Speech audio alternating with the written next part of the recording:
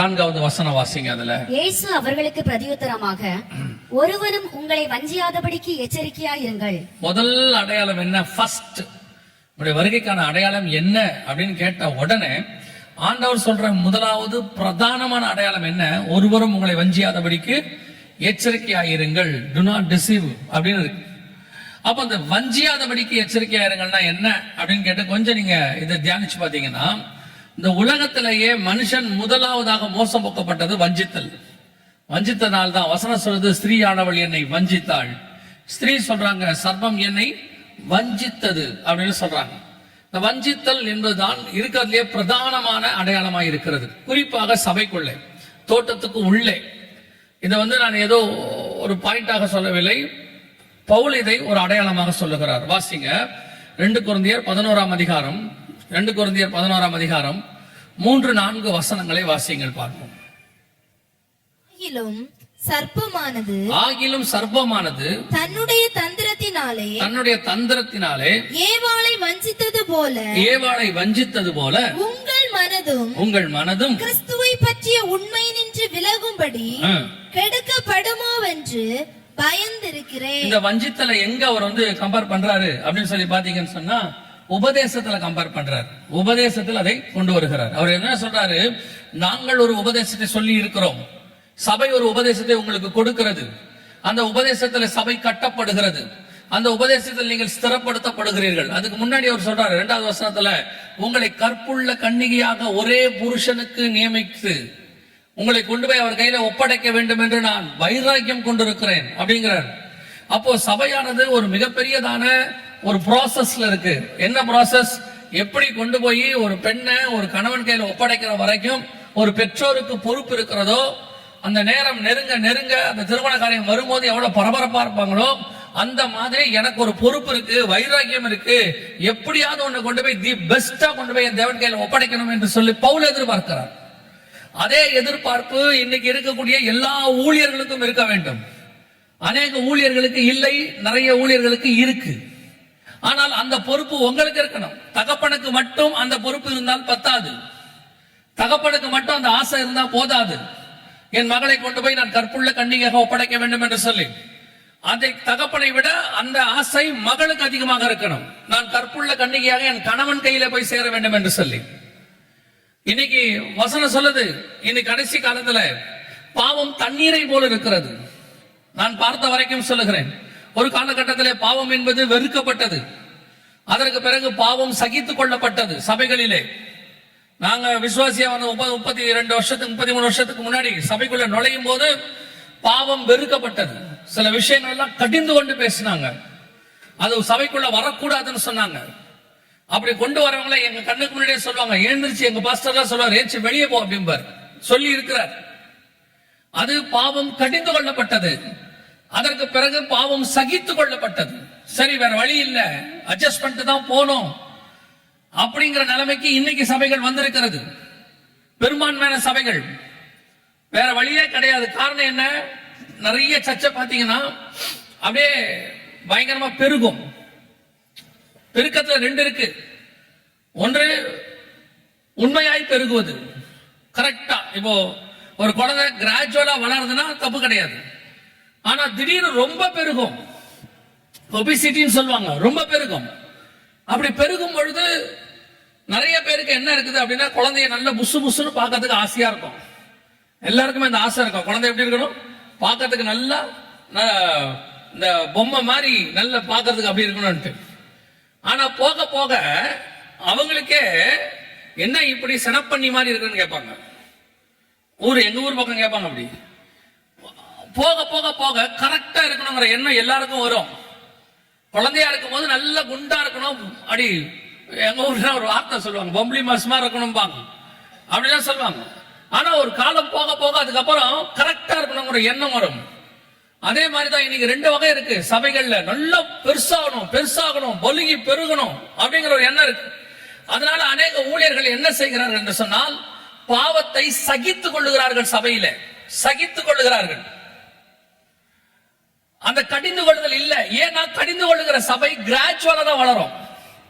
கடிந்து கொள்ளுகிற சபை கிராஜுவலா தான் வளரும், கொஞ்சம் கொஞ்சமா. ஏன்னா அதுல ஒரு பெரிய ஆசீர்வாதம் என்னன்னு கேட்டீங்கன்னா 50,000 பேர் இருக்கிறத விட 5,000 பேர் இருக்காங்கல்ல, 1000 பேர் இருந்தாலும் 1000 பேரும் பரலோகத்துக்கு போறவங்களா இருக்கணும் சர்ச்சுக்குள்ள. அவ்வளவுதான் விஷயமே. சபைக்குள்ள ஃபெயிலியர் லிஸ்ட் நிறைய இருக்க கூடாது, சபைக்குள்ள பாஸ் ஆவர் லிஸ்ட் தான் நிறைய இருக்கணும். எவ்வளவு பெருசாகிறோங்கிறது முக்கியம் இல்ல, எவ்வளவு பேர் சர்ச்சுக்கு வராங்கிறது முக்கியம் இல்ல, எவ்வளவு பேர் சர்ச்சில் இருந்து பரலோகத்துக்கு வராங்கன்றதுதான் முக்கியம். இங்க நிறைய பேரோட பிரச்சனை இப்ப அதுதான். என்ன ஆகுது, அப்படியே சபை பெருசா ஆக ஆக ஆக சில நிறைய சபைகள் என்ன பண்ணுதுன்னா அந்த பாவத்தை அப்படியே சகிச்சுக்குது. வேற இல்லைன்னா சர்ச்சு பெருசாகாது. சர்ச் அப்படியே ஒரு கிராஜுவலா இருக்கும், அப்படியே கொஞ்சம் கொஞ்சமா தான் இன்க்ரீஸ் ஆகும். அது அவங்களுக்கு கஷ்டம். இப்போ ஒரு காலகட்டம் வந்துருச்சு, என்னன்னு கேட்டீங்கன்னா பாவத்தை ஏற்றுக்கொள்கிற கூட்டம். சகிக்கலாம் இல்ல, ஓகே ஃபைன், என்னங்க தப்பு. ஒரு மூத்த போதகர் இருக்கிறார் அமெரிக்கால, அவர் சொன்னார் அருவருப்பான பாவம் அந்த சபையில இருக்கு. அவர் சொன்னாரு அதுல என்ன தப்பு, பாவிகளை இயேசு நேசிக்கிறார், நானும் நேசிக்கிறேன் என்றார். இயேசு பாவிகளை நேசிக்கிறார், பாவத்தை நேசிக்கல. பாவி வருவான், மனம் திரும்பி அவன் பரிசுத்தவனா மாறிடணும், நீதிமான் ஆயிரம் ரத்தத்தால கழுவப்பட்டு. அதே பாவத்தோட 20 வருஷம் இருப்பான், எனக்கும் தெரியும். அந்த பாவத்தை அவன் சர்ச்சுக்குள்ளேயும் செய்வான், ஆனால் அவனை நான் ஒன்னும் சொல்ல மாட்டேன்றது தப்பு, அது தவறு. சபைக்குள்ள வந்த பிறகு அந்த பாவத்தை விடுவதற்கான காரியத்தை சொல்லி கொடுத்து கடிந்து கொள்ளணும், கடிந்து கொண்டு புத்தி சொல்லணும். இயேசு கிறிஸ்து கிட்ட வந்து அந்த 38 வருஷம் உள்ளவனா இருக்கட்டும் அல்லது ஒரு விபச்சார அம்மாவா இருக்கட்டும், வந்த உடனே அவர் அவங்களை நேசிக்கிறார், இல்லைன்னு சொல்லல. ஆனா அடுத்து சொன்ன வார்த்தை இனி பாவம் செய்யாதே, அவ்வளவுதான். 2 பேர்ட்டையும் சொல்ற இனி பாவம் செய்யாதே. சபைக்கு வந்த உடனே சொல்ல வேண்டிய மிக முக்கியமான வார்த்தை. இன்னைக்கு கடைசி காலத்தில் சபை எதிலே வஞ்சிக்கப்படுகிறது, இதுல தான் வஞ்சிக்கப்படுகிறது. எப்படி சத்தியத்தை சொல்லும் பொழுது அந்த சத்தியத்தில் சபை வளர்க்க வேண்டும் என்று நினைக்கும் பொழுது சுத்தி அநேகர் பாவத்துல சபை நடத்தலாம், தப்பா நடத்தலாம், வேற வழி இல்ல, அப்படி இருந்தாலும் சர்ச்சை நடத்த முடியுற ஒரு கட்டாயத்துக்கு போயிட்டாங்க. அப்படி போனதுடைய விளைவு என்ன, சத்தியத்தை நாங்கள் உங்களை நடத்த வேண்டும் என்று நினைக்கிறோம், சத்தியத்தை சொல்லுகிறோம். ஒரு காலகட்டத்தில் உங்களுக்கும் அப்படி கொஞ்சம் மனசு கஷ்டம் ஆகுது. என்ன மனசு கஷ்டம் ஆகுது, இப்படி ஸ்ட்ரிக்டா இருக்கிறாங்களே, அந்த சர்ச்சில் எல்லாம் பாருங்க அப்படியே கொஞ்சம் ரிலாக்ஸா விட்டாங்க, நல்லா இருக்கு. வருஷத்துக்கு ஒரு தடவை டான்ஸ் இருக்குது, வருஷத்துக்கு ஒரு தடவை அங்க வந்து ப்ரோக்ராம்ஸ் வேற மாதிரி வைக்கிறாங்க, பண்டிகை எல்லாம் வேற மாதிரி கொண்டாடுறாங்க. ஆனா இங்க ஒண்ணுமே இல்லையே. நான் சொல்லுகிறேன், இயேசுநாதருடைய பாளையத்திற்குள்ளே, இயேசுநாதருடையதான ராஜ்யபாரத்துக்குள்ளே நீங்கள் எதிர்பார்க்கிறது இருக்காது, நீங்கள் எதிர்பார்க்காததுதான் இங்க இருக்கும். இந்த உலகத்தில் நடக்கக்கூடியது இங்க இருக்காது, நீங்கள் எதிர்பார்க்காதது இங்க இருக்கும். ஆனால் எதிர்பார்க்கிறது என்ன, இப்ப ஆதாம் கிட்ட சொல்லிட்டாரு ஒரு உபதேசத்தை, அந்த உபதேசத்தை ஆதாம் ஏவாள் கிட்டயும் சொல்லிட்டாரு. ஆனா வசனம் சொல்லுது ஸ்திரீயானவள் வஞ்சிக்கப்பட்டாள். பவுல் எழுதும்போது அப்படிதான் எழுதுறாரு, ஸ்திரீயானவள் வஞ்சிக்கப்பட்டது போல உபதேசத்தை குறித்து நாங்கள் ஒரு உபதேசத்தை சொல்லி இருக்கும் பொழுது இன்னும் ஒரு உபதேசத்தை கொண்டு வந்து உங்களிடத்துல சொல்வார்கள். அந்த உபதேசம் எப்படி இருக்கும் தெரியுமா, கேட்கறதுக்கு நல்லா இருக்கும். ஒரு விஷயத்தை நன்றாய் புரிந்து கொள்ளுங்கள், தேவ ஆவியானவர் பேசுறதுக்கும் பிசாசின் ஆவி பேசுறதுக்கும் டிஃபரன்ஸ் நல்லா புரிஞ்சுக்கோங்க. இப்ப நன்மை தீமை அறியத்தக்க கனிய சாப்பிடும் பொழுது அதுல இருக்கக்கூடியதான தீமையை குறித்து கர்த்தர் சொல்லுவார், இதை புசிக்கும் நாளிலே சாகவே சாவாய். ஆனால் அந்த நன்மை தீமை அறியத்தக்க கனியில இருக்கக்கூடிய நன்மையை பிசாசு சொல்லுவான், உங்கள் கண்கள் திறக்கப்படும், நீங்கள் தேவர்களை போல இருப்பீர்கள். அதுல பொய் இருக்கும், நிறைய இருக்கும். நீங்கள் எதை எதிர்பார்க்கறீங்க, கேட்கும் போது அது நன்மையா இருக்கணும், கேட்கும் போது சந்தோஷமா இருக்கணும். ஆனா ஆண்டவர் சொல்லும் போது என்னவா இருக்கு, புசிக்கும் நாளிலே சாகவே சாவாய். இது இப்ப உங்களுக்கு கேட்கறது கொஞ்சம் கஷ்டமாக இருக்குது. என்னது அப்ப உபதேசம் எப்படி இருக்கணும், ஆவியானவர் பேசும் பொழுது பாவத்தை குறித்தும் நீதியை குறித்தும் நியாய தீர்ப்பை குறித்தும் கண்டித்து உணர்த்துவார். நீதி நியாயம் பாவ தீர்ப்பு, பாவத்தை குறித்து நீதியை குறித்து நியாய தீர்ப்பை குறித்து கண்டித்து உணர்த்துவார். இவ்வளவுதான் இருக்கும். நீங்க டோட்டல் பைபிளை எடுத்துக்கொள்ளுங்க, பைபிளுடைய முதல் பிரசங்கியார் ஏனோக்கு எடுத்துக்கிட்டீங்கன்னா அவருடைய பிரசங்கம் நியாய தீர்ப்பை குறித்து யூதா 14:15 சொல்லுது. இரண்டாவது பிரசங்கியார் நோவா, நோவாவை குறித்து வேதம் சொல்லுகிறது பேதுருவின் புஸ்தகத்துல, நீதியை பிரசங்கித்தவனாகிய நோவா. அதற்கப்புறம் வந்த அத்தனை பேருமே நியாயப்பிரமாணம் நீதியும் நியாய தீர்ப்பை குறித்து தான் பேசிக்கிட்டே இருந்தாங்க. பாவத்திலிருந்து விடுதலையாக்கிறத பத்தி பேசவே இல்லை, ஏன்னா நியாயப்பிரமாணத்துல அது இல்ல. புதிய ஏற்பாட்டுடைய முதல் பிரசங்கியார் யோவான் ஸ்நானகர். அவர் எதை குறித்து பேசினார்? மனம் திரும்புங்கள், பரலோக ராஜ்யம், பாவத்தை குறித்து. அடுத்த பிரசங்கியார் இயேசு கிறிஸ்து. அவர் எதை குறித்து பேசினார்? மனம் திரும்புங்கள், பரலோக ராஜ்யம் சமமாய் இருக்கிறது. அப்படி மனம் திரும்பினா என்ன எடுக்கணும்? ஞானசாரம் எடுக்கணும். அது நீதியை குறித்து. அப்படி எடுக்கலன்னா என்ன ஆகும்? நல்ல கனி கொண்ட மரங்கள்லாம் வெட்டுண்டு அக்கினியில் போடப்படும். நியாய தீர்ப்பை குறித்து. அவ்வளவுதான். மொத்தமே அவ்வளவுதான். பாவம், நீதி, நியாயம். இதுல பாவம்னா என்ன? பாவத்தை விட்டு விடுபட்டா என்ன கிடைக்கும்? விடுபடாட்டி என்ன நடக்கும்? நீதினா என்ன? நீதிக்கு கீழ்ப்படிஞ்சா என்ன கிடைக்கும்? நீதிக்கு கீழ்ப்படியாட்டி என்ன கிடைக்கும்? நியாய தீர்ப்புனா என்ன? நியாய தீர்ப்பினுடைய ஆசீர்வாதம் என்ன? நியாய தீர்ப்பினுடைய வீழ்ச்சி என்ன? இவ்வளவுதான் டோட்டல் பைபிளுமே இருக்கு. ஆனா இப்போ உங்களுக்கு என்ன பிரசங்கம் தேவைப்படுது? இந்த பிரசங்கம் தேவைப்படல. பாவத்தை குறித்து, நீதியை குறித்து, நியாய தீர்ப்பை குறித்து. ஏன்னா இது ஆவியானவர் பேசுறது. நீங்கள் 4வது பிரசங்கத்தை விரும்புறீங்க. என்ன பிரசங்கம்? ஆசீர்வாத பிரசங்கம். அதான் 4வது பிரசங்கம். இது உங்கள் கண்கள் திறக்கப்படும், தேவர்களை போல இருப்பீர்கள், கோடீஸ்வரன் ஆகிவிடுவீர்கள், இந்த வருஷம் உங்களை அப்படி ஆக்குவார், இப்படி ஆக்குவார். இதான் உங்களுடைய தேவைகளாக இருக்கிறது. இதைத்தான் பவுல் சொல்றார். ஸ்திரீயானவள் வஞ்சிக்கப்பட்டது போல நீங்கள் வஞ்சிக்கப்படுவீர்களோ? அப்படியானால் ஒரு உபதேசம் உங்களை சரி பண்ணுவதற்கென்று கொடுக்கப்படுகிற உபதேசம், அது உங்கள் இருதயத்தை குத்தக்கூடியதாக இருக்கும். அதுதான் தேவனிடத்திலிருந்து வந்தது. உங்கள் காதுக்கினிய பிரசங்கம் உங்கள் மாம்சத்துக்கு சந்தோஷத்தை கொடுக்கக்கூடியது, அது தேவனிடத்திலிருந்து வந்ததா இருக்காது. தேவனுடைய வார்த்தை எப்பவுமே உங்க ஆத்துமாவை மகிழ பண்ணுகிறதா இருக்கும். ஆத்துமாவை நினமுள்ளதாய் மாற்றும். அது புல்லுள்ள இடங்களில் வைத்து அமர்ந்த தண்ணீர் அண்டையில் கொண்டு போய் விடும். அதுதான் கர்த்தருடைய வார்த்தை. இன்னைக்கு கடைசி காலத்துல கர்த்தருடைய வார்த்தையை வஞ்சிக்கிறபடி வருகிறது. அதுவும் நாங்கள் சொல்லுவோம், எங்களுக்கு நாங்கள் விசுவாசியை உட்கார்ந்திருந்த காலகட்டத்தில் எங்களுக்கு வார்த்தை வர வேண்டும் என்று சொன்னால், அதாவது கள்ள உபதேசம், தப்பான உபதேசம் அல்லது வஞ்சிக்கிற உபதேசம் வரும் என்று சொன்னால், ஒன்று சபை வழியாகத்தான் வரணும். சபையில வரக்கூடிய பிரசங்கியார் யாராவது தப்பா பேசணும். குறிப்பா எங்க சர்ச்சில் அதுக்கு நிறைய வாய்ப்பு கம்மி, 99% கம்மி. ஏன்னு சொன்னா எங்க போதகர் யாரையுமே ஏத்த மாட்டாரு. அப்படி அவர் ஏத்துறாருன்னா அவர் கர்த்தருடைய வார்த்தையை கரெக்டா பேசுற ஆளாதான் இருப்பார். 99 அப்படிதான் இருக்கும். ரெண்டாவது, கள்ள உபதேசம் அல்லது வஞ்சிக்கிற உபதேசம் உங்களுக்கு வரணும், எங்களுக்கு வரணும்னா வீட்டுக்கு வருவாங்க யாராவது, 2 பேரா வருவாங்க. அந்த இயேசுவை பத்தி பேச விரும்புறோம், யெகோவாவை பத்தி பேச விரும்புறோம், பரிசுத்தாவியை பத்தி பேச விரும்புறோம் அப்படின்னு சொல்லி கள்ள உபதேசக்காரங்க வருவாங்க. பெரும்பாலும் எங்க ஊழியக்காரங்க சொல்லி வச்சிருந்தாங்க, அப்படிப்பட்டவங்களை வீட்டுக்குள்ள ஏத்தாதீங்க அப்படின்னு சொல்லி இருந்தாங்க. சோ கள்ள உபதேசம் வரதுக்கு அது ஒண்ணுதான் வழியா இருந்துச்சு. ஆனா இப்போ இந்த காலத்துல உங்களுக்கு கையிலேயே செல்போன் ஒண்ணு இருக்கு. அதுக்கு இந்த கள்ள உபதேசம் பல வகையில உள்ள வருது. யார் பேசுறா, யார் சரியான உபதேசம் உங்களுக்கு தெரிய மாட்டேங்குது. அதுவும் இன்னைக்கு இருக்கிற காலகட்டத்துல ஒரு போனோ ஒரு வைஃபை கனெக்ஷனோ இருந்துட்டா போதும், அவர் ஊழியக்காரரா மாறிடுறாரு. அவர் ஆலோசனை கொடுக்க ஆரம்பிச்சிடுறாரு. அவர் அதுக்கப்புறம் ஒரு 6 மாசம் கழிச்சு பார்த்தா ரெவரண்ட் ஆயிடுறாரு. 1 வருஷம் கழிச்சு பார்த்தா அவர் டாக்டர் ஆயிடுறாரு. நீங்க இருக்கீங்க பாருங்க, இந்த மாதிரி பிரசங்கியார்ல எது சரி எது தப்பு ஆராய்ந்து பார்க்கணும்னு பைபிள் சொல்லுது. ஆராய்ந்தும் பார்க்க மாட்டேங்கிறீங்க. கர்த்தரிடத்துல இருந்து வருதா, கர்த்தரிடத்துல இருந்து வரலையா, அது உங்களுக்கு தெரியவும் மாட்டேங்குது. உங்களுக்கு அப்படியே அட்ராக்டிவா பேசினா போதும், அப்படியே கொஞ்சம் மாயையான வார்த்தைகள்லாம் சொன்னா போதும், உடனடியாக அதுல இருக்கிறதான அந்த பிசாசுடைய தந்திரம் கூட உங்களுக்கு புரிய மாட்டேங்குது. இந்த கடைசி காலத்துல நான் பார்க்கிறேன். அப்படியே சிலர்லாம் சொல்லும் போது ஆச்சரியமா இருக்கு. எப்படி இது ஒரு உபதேசம், இதை எப்படி அவங்க நம்புறாங்க? கடன் வாங்கிறது தப்பு இல்லைன்னு ஒருத்தர் சொல்றாரு. அத ஒரு கூட்டம் சரியானு கேக்குது, ஒரு கூட்டம் சரியானு கேக்குது. வசனம் நேரடியா இருக்கு, நீயோ கடன் கொடுப்பாய் கடன் வாங்காது இருப்பாய், அவ்வளவுதான், வேலை முடிஞ்சு. உடனே ஒரு குரூப் என்ன சொன்ன தெரியுமா? அது கொரிந்தியருக்கு எழுதினது, இது கலாத்தியருக்கு எழுதினது, அது இஸ்ரவேலுக்கு சொன்னது, இது அவங்களுக்கு சொன்னது. இந்த பைபிள் யாருக்கு சொல்லுச்சுன்றது முக்கியம் இல்லை, இந்த பைபிள் எனக்கு சொல்லுச்சு. அப்புறம் கொரிந்தியருக்கு எழுதினது ஏன் எனக்கு வருது, கலாத்தியருக்கு எழுதிய என்கிட்ட வருது, அப்புறம் எதுக்கு என் கையில ஆண்டவர் வேதத்தை கொடுத்திருக்கிறாரு? அது எழுதுறது யாருக்கு எழுதுனா அவங்களுக்கே போட்டுதானே. ஆனா ஏசாயா இஸ்ரவேலுக்கு எழுதின வாக்குத்தத்தம் மட்டும் நமக்கு வந்துரும். ஆனா ஏசாயா இஸ்ரவேலுக்கு சொன்ன கடிந்து கொள்ளுதல் மட்டும் அது இஸ்ரவேலுக்கு தான் போகும், நமக்கு வராது. இதுதான் பிசாசுடைய தந்திரம். கடைசி காலத்துல நீங்களும் இருக்கீங்க பாருங்க. தமிழ்ல சொன்னா உங்களுக்கு இப்ப புரிய மாட்டேங்குது, வர வர பிடிக்கவும் மாட்டேங்குது.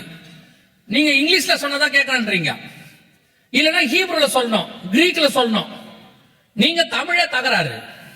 இன்னும் மொத்த புக்குமே படிச்சு முடிக்கல, 66 புக்குமே.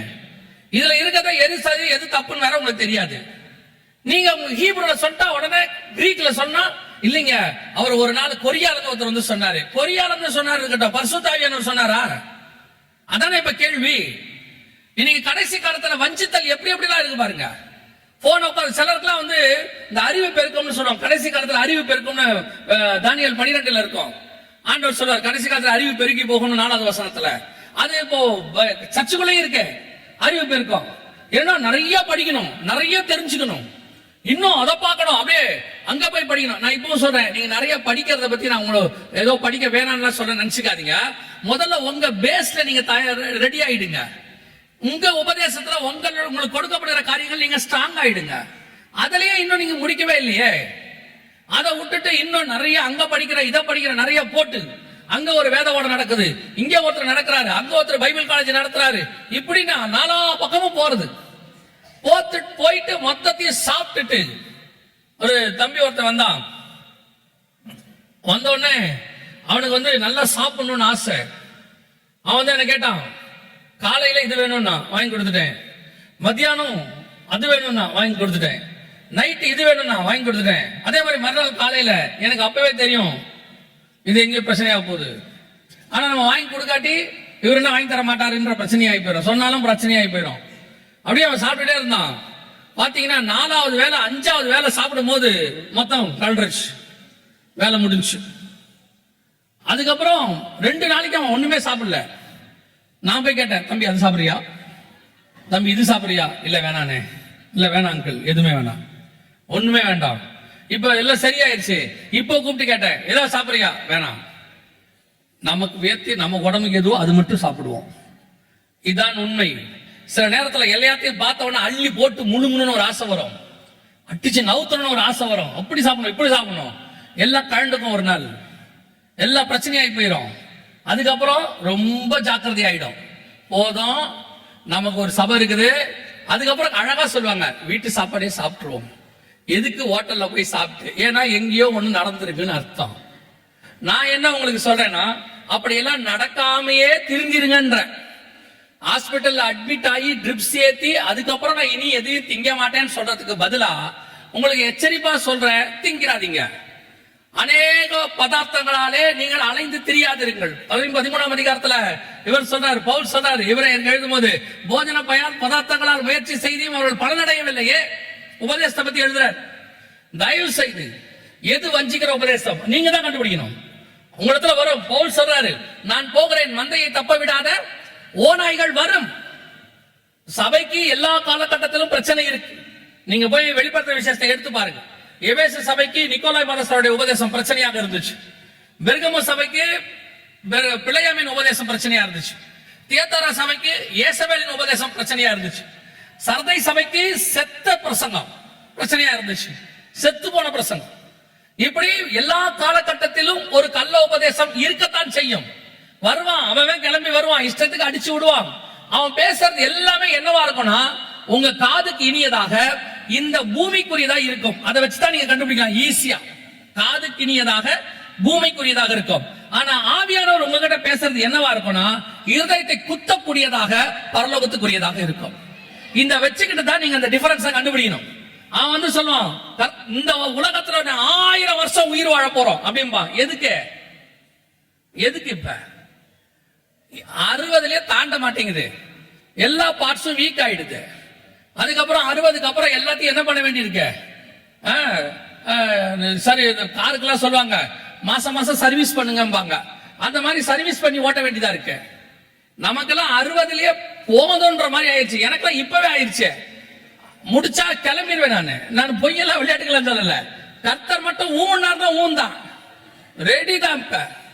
ஏன்னா அந்த அளவுக்கு இருக்கு இப்ப உலகம். விட்டா போயிடலான்ட்டு அவன் சொல்றான் 1000 வருஷம் இருப்போம். அவன் உன்னை ஏமாத்துறான், நீ சாகவே சாக மாட்டாயின்றது. அதான் அதோட உபதேசம், சாகவே சாக மாட்டாயின்றது. அவன் இப்படி சொல்றான், 1000 வருஷம் வரைக்கும் உங்களை உயிரோட வைப்போம். புதிய ஏற்பாட்டுடைய பிரசங்கம் என்ன தெரியுமா? எவ்வளவு சீக்கிரம் முடிச்சுட்டு ஆண்டவரை சந்திக்க போறோங்கிறதா புதிய ஏற்பாடு. பழைய ஏற்பாடு தான் பூமியில நிக்கிறது, புதிய ஏற்பாடு பரலோகத்தில் நிற்பது. எவ்வளவு சீக்கிரம் முடிச்சுட்டு ஆண்டவரை சந்திக்க போறோம்னு யோசனையா இருக்கணும். டக்குன்னு முடிச்சுட்டு போறதோட பார்த்துட்டே இருக்கணும். இல்லைன்னா வந்து அடுத்து சொல்றான், ஆண்டவர் உன்னை எப்படி ஆக்க போறார் தெரியுமா? உன்னை அப்படியே 1000 ஏக்கர் கொடுக்க போகிறார். நீ இருக்கிற வீட்டுக்கு மேலேயே ஹெலிகாப்டர் இறங்கும். நீங்க வச்சுக்கோங்க. தேவைனா அது கூட ஆண்டவர் தருவை. இப்பவும் சொல்றேன், இவ்வளவு பெரிய இடம் நமக்கு தேவை, கர்த்தர் கொடுத்திருக்கிறார். இந்த மைக் தேவை, கர்த்தர் கொடுத்திருக்கிறார். இப்போ உட்கார்ந்து இந்த ப்ரொஜெக்டர் எல்லாம் போடுறதுக்கு தேவை, கர்த்தர் கொடுக்கிறார். தேவை என்றால் கர்த்தர் பூமியையே உருவாக்கி கொடுப்பதற்கு வல்லமை உள்ளவராய் இருக்கிறார். இஃப் வி நீட், அதான் இங்க முக்கியம். என்ன தேவையோ அதை கர்த்தர் கொடுப்பார். எவ்வளவு வேணாலும் கொடுப்பார். நான் சொல்றேன், எவ்வளவு வேணாலும் கொடுப்பார். ஏன்னா வானம் பூமி அவருடையது, பூமியும் அதன் நிறைவும் கர்த்தருடையது. அவர் தந்துருவார். ஆனா தேவையாங்கிறதா இங்க முக்கியம். உங்களுக்கு தேவையா? குழந்தை பிறக்கும் பொழுது பார்க்க போறீங்க. இந்த குழந்தை பார்க்கும் போது இந்த கணவனும் மனைவியும் இந்த பிள்ளைக்கு ஏதாவது வாங்கிட்டு போகணும்னு முடிவு எடுப்பாங்க பாருங்க. வாங்கும்போது கணவர் எப்படி ட்ரெஸ் எடுப்பாருன்னு கேட்டீங்கன்னா, அந்த குழந்தைக்கு 6 மாசம் 6 மாசம் ட்ரெஸ் எடுப்பாரு. ஆனா மனைவி மட்டும் தான் சொல்லுவாங்க, ஒரு வயசுக்கு எடுங்கம்பாங்க. இவர் கேட்பாரு, அந்த பிள்ளைக்கு 6 மாசம் தானே ஆகுது, அது வளர்ற பிள்ளைங்க வச்சு போடுவாங்க, நமக்கு அவ்வளவு மூளை பத்தாது. இந்த ஃபியூச்சர் பிளான் என்ன செய்யாது, நமக்கு வரவே வராது. அது மனைவிகளுக்கு மட்டுமே வரும். ஆனா அது ஆபத்தும் கூட. அது கேஷுவலா இருக்கணும். 6 மாச பிள்ளைக்கு 1 வருஷம் ட்ரெஸ் எடுக்கிறது பிரச்சனை இல்ல. 6 வயசு பிள்ளைக்கு 60 வயசுல பண்ண போற கல்யாணத்துக்கு சேர்க்கறது இன்னும் கஷ்டம். அது இன்னும் வேற மாதிரி ஆயிடும் வச்சுக்கோங்களேன். அப்போ அவங்க சொல்லுவாங்க, நீங்க என்னைக்காவது அந்த 6 மாச பிள்ளைக்கு புடவை எடுத்துட்டு போயிருக்கீங்களா? குழந்தை பிறந்த உடனே நீங்க பார்க்க போற பிள்ளைக்கு புடவை எடுத்துட்டு போயிருக்கீங்களா? இல்ல சுடிதார் எடுத்துட்டு போயிருக்கீங்களா? ஏன் எடுத்துட்டு போல? அப்போ உங்களுக்கு விசுவாசம் இல்லைன்னு சொல்லலாமா? அந்த பிள்ளை வளராதா? வளரும் தானே. அது வளர்ந்து சுடிதார் போடுமா போடாதா? அப்ப ஏன் எடுக்க கூடாது? அவ்வளவு அறிவு சுடிதார்ல இருக்குல்ல, அதே அறிவு தானே எல்லாத்துலயும் வரணும். இப்ப எனக்கு என்ன தேவையோ அதை கர்த்தர் கொடுக்கிறார். பின்னால் என்ன தேவையோ அதை கர்த்தர் கொடுப்பார். எனக்கு நான் 28 சைஸ் சட்டை போடும்போது 28 கொடுத்தார், 40 போடும்போது 40 கொடுத்தார், 42 போடும்போது 42 தருவார். எனக்கு 28 போடும்போதே 42 சைஸ் எடுத்து வச்சுப்பேனா? எதுக்கு? இடதுபுறமும் வலதுபுறமும் வலுகி பெருகுவாய் என்று கர்த்தர் சொல்லி இருக்கிறார். நான் ஒரு நாள் 42 ஆவேன். கர்த்தரிடத்துல போராடுவேன். ஆண்டவரே 42, ஆண்டவரே 42, உபவாசத்தோடு கூட 42. கரெக்டா? இது இன்னைக்கு என்ன தேவையோ அதானே எடுக்கிறீங்க. அதே மாதிரி தானே 42 வருமா 42 இருப்பீங்க. நாளைய தினத்தை குறித்து கர்த்தர் பார்த்துக் கொள்வார்ல. அப்போ அவன் உங்களுக்கு என்ன சொல்லி கொடுக்கிறான்? நீ கேளு, கர்த்தர் உன்னை 100 வருஷம் பாரு. எதுக்கு? 100 வருஷத்துக்கு என்ன தேவையா தருவா? தேவையில்லை. நாளைக்கு காலையில போ, இன்னைக்குரிய மன்னா உனக்கு கிடைக்கும். அவ்வளவுதான். நாளனைக்குரிய மன்னா உனக்கு இப்ப கிடைக்காது, அது நாளனைக்கு காலையில தான் கிடைக்கும். இதுதான் உபதேசம், இதான் வேதத்துல இருக்கு. இப்ப இத சொன்னா உங்களுக்கு கஷ்டம். ஆனா இதுவே உங்களுக்கு இப்ப உபதேசம் எப்படி ஆயிடுச்சு? ஆசீர்வாத பெருவிழா. என்ன ஆசீர்வாத பெருவிழா? அடுத்த 3 தலைமுறைக்கு கர்த்தர் உன்னை ஆளாக்க போகிறார். வானத்திலிருந்து தங்கம் கொட்ட போகிறது. எப்படி கொட்டும்? உன் தலையில கொட்டினாதான் உண்டு. தங்கம்லாம் கொட்டாது. தங்கம் கொட்டதா இருந்தா இந்நேரம் ஒரு அப்போஸ்தலன் கூட கஷ்டப்பட்டிருக்க வேண்டிய அவசியமே இல்ல. ஆமா தானே? அத்தனை அப்போஸ்தலன் எதுக்கு சொல்லணும்? பசியோ பஞ்சமோ நிர்வாணமோ பட்டயமோ நாசமோசமோ ஏன் சொல்லணும்? அவன் கையை தூக்கி, நம்மளை விட அவன் பூரண பரிசுத்தவன். கையை தூக்கி ஊன்னா தங்க 2 மூட்டை கொட்டி இருக்க போது. திமோத்தி 1 மூட்டை எடுத்துக்க, தீத்து 1 மூட்டை எடுத்துக்க, வா போலான்னு சொல்லிருக்கலாம்ல. எதுக்கு அப்புறம் 5000 பேருக்கு அப்பம் இல்லைன்னு அவர் கேட்கிறாரு, எவ்வளவு பாவம்? 200 பணம். 200 பணமா? 200 பணம். ஏன் கவலைப்படணும்? கையை தூக்கு, தட்டு, தங்கம் கொட்டும், ஆளாளுக்கு 4 பக்கம் போங்க, தங்கத்தை வித்துட்டு வாங்கன்னு சொல்லாமல. வசனத்தை நீங்க வாசிச்சாதான் நீங்க தப்பிக்க முடியும். இல்லை என்றால் இப்படிப்பட்ட வஞ்சிக்கிற ஆவி வரும், உங்களை வஞ்சிப்பார்கள். இப்போ சொல்றேன், உங்களுக்கு எனக்கும் ஆண்டவர் என்ன குறை வச்சிருக்கிறார்? எதுல குறை வச்சிருக்காரு? எதுலயுமே குறை வைக்கல. என்ன தேவையோ அதை கொடுத்திருக்கிறார். நீங்க உங்க வாயின் வார்த்தையால மாட்டிக்கிட்டதான் ஜாஸ்தி. ஆண்டவர் எனக்கு நிறைய கொடுக்கணும். ஆண்டவர் நிறைய கொடுத்தாரு, ஆனா நீங்க வேணாங்கிறீங்க. ஏன் வேணாங்கிறீங்க? நாங்க எப்ப வேணான்றோம்? நீங்க கேளுங்க. பிள்ளைகள் கர்த்தரால் வரும் சுதந்திரம். நிறைய கேளுங்க. ஆண்டவர் எனக்கு ஒரு 15 கொடுங்கப்பா. கேளுங்களேன். ஆண்டவரே கிச்சன்ல 4, ஹால்ல 4, பெட்ரூம்ல 4, எந்த பக்கம் திரும்பினாலும் வீட்டில் பிள்ளையாக இருக்கட்டும் ஆண்டவரே. கேளுங்க. யாக்கோபை போல பாருங்களா, யாக்கோபை போல நான் அப்படி ஆண்டா, யாக்கோபை போல நான். வாயை கூட சொல்ல மாட்டாங்க பாருங்க. இல்ல அது மட்டும் 12 வேண்டாம். அது பிள்ளைகள் கர்த்தரால் சுதந்திரம் தானே, அதை கேளுங்க. அது மட்டும் 2 ஆனவனே ஜெபம் பண்றாங்க குடும்பத்தோட உட்கார்ந்து. சோத்திரம் கர்த்தர் இது வரைக்கும் தந்ததுக்காக நன்றி, இனி இதை ஒழுங்கா வளர்த்தா போதும். அது தோணுது இல்ல, அது மட்டும் கரெக்டா போதும். 2 இல்ல இந்த மாதிரி தான் கேளுங்க. ஆண்டவரே எனக்கு கரெக்டா 120 தான் இருக்கு ஆண்டவரே, பிபி 140 ஏற்றி கொடுங்கப்பா, நல்லா இருக்கட்டும். சுகர் 140 தான் இருக்கு ஆண்டவரே, நான் ஸ்வீட் பர்சன், பாலும் தேனுமாய் ஓடுறதா இருக்கணும் என் உடம்பு, 300 ஆக்கி கொடுங்க ஆண்டவரே. கேளுங்க. ஆண்டவரே நான் அனல் உள்ள பர்சனாய் மாறணும், எனக்கு ஜுரத்தை 105 கொடுங்க. கேளுங்க. அது மட்டும் ஏன் கேட்க மாட்டீங்க? அதுக்கு மட்டும் அறிவு இருக்குல்ல, மண்டையில இருக்குல்ல, என்ன இருக்கு? இது கரெக்டா இருந்தாதான் நல்லது. 98க்கு மேல 99 ஆன ஒண்ணு ஊருக்கே சொல்லிடுறீங்க, ஒரு மாதிரி இருக்கு. ஏன் நீங்க ஜெபத்தோட சொல்லுங்க, கர்த்தர் என்னை அனலோடு கூட மாத்தி இருக்கிறார், இனி நான் பற்றி எரிய போகிறேன், என் பக்கத்தில் வருகிறவரெல்லாம் சுட்டெரிக்கப்பட போகிறேன் சொல்லுங்களேன். அதுக்கு மட்டும் வேணாங்கிறிய? அப்போ உங்களுக்கு நல்லா தெரியுது எதை கேட்கணும் எதை கேட்க கூடாதுன்னு.